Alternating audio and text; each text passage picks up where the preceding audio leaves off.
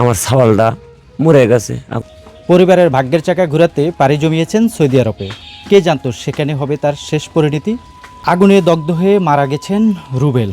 একমাত্র সন্তানকে হারিয়ে দিশেহারা তার অসহায় বাবা মা এবং এখানে উপস্থিত অনেক পরিবার এবং গ্রামবাসী।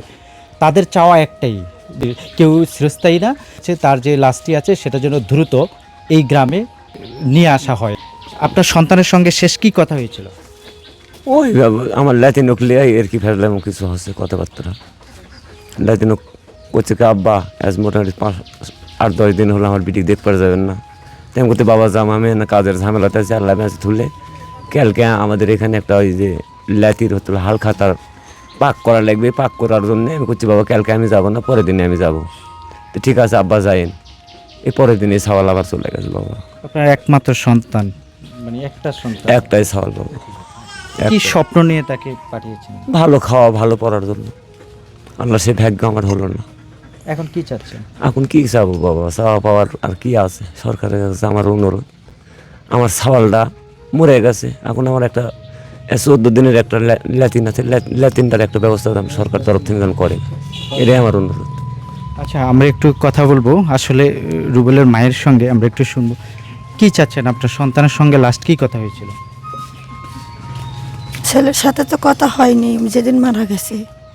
আমার যদি আমার সে লাতনিক যদি কিছু অনুদান দেন তাহলে লাতনিক ডান মানুষ করবো, আমরা সুখে মানুষ করে পারবো। তাছাড়া তো লাতিনের বাবা নেই, মাও তো চ্যাংরা মানুষ, ওই তো থাকবে না বাবা। আমরা কি করে খামু, নাতনি কি করে মানুষ করবো? আপনারা সেটা বুঝা, যেটা আমার দিলে আমরা পরিবার চলে, নাতনি মানুষ করে পারি, সেটা আপনারা করে দেন। আপনার তো এক ছেলে, হ্যাঁ, মানে কত বছর হলো সৌদি আরব গিয়েছে? 9 বছর হচ্ছে। যে কেবল 3 মাস 10 দিনকে দিনে মারা গেল বাবা। ছুটিতে? হ্যাঁ, যত দূরত্ব আসতে পারে বাবা। আনা মুখ দেখতে চাই, চলাই তো গেছে, হারাই ফেলছি বাবা। কেমন করে হারানো কবে পারি না বাবা। একটাই সওয়াল বাবা, কে আবার দেখবে বাবা? দেয় তো আর মা কয়েকে দেখবে, মা কয়ে ডাকার মানুষ নেই বাবা। নিজের জিনিসের দয়াই হলো বাবা। আপনারা তো মা বাপ আছে, সেটা তো জানেন, বলা লাগবে না। মা কয়ে দেখলে বা ভাত খাচ্ছে না বাবা, বা ভাত খাও, আর খিদা লাগিতে না বাবা, তৃষ্ণাও লাগিতে না। মরা গেছে খিদা, তৃষ্ণাও ফুরা গেছে। আপনারা যেটা ভালো হয় সেটা করে দেন। বাচ্চা থাকলে তো কিছু খাওয়া লাগবে বাবা। আমরা তো আর না খেয়ে থাকলেও তো মারা হয়ে যাচ্ছি না, আল্লাহ না নিলে। এখানে অনেক গ্রামবাসী আছেন, আমরা একটু তাদের সঙ্গে একটু কথা বলবো। এই গ্রামে মোট 4 জন লোক একই জায়গায় সৌদি আরব একইভাবে মারা গিয়েছেন।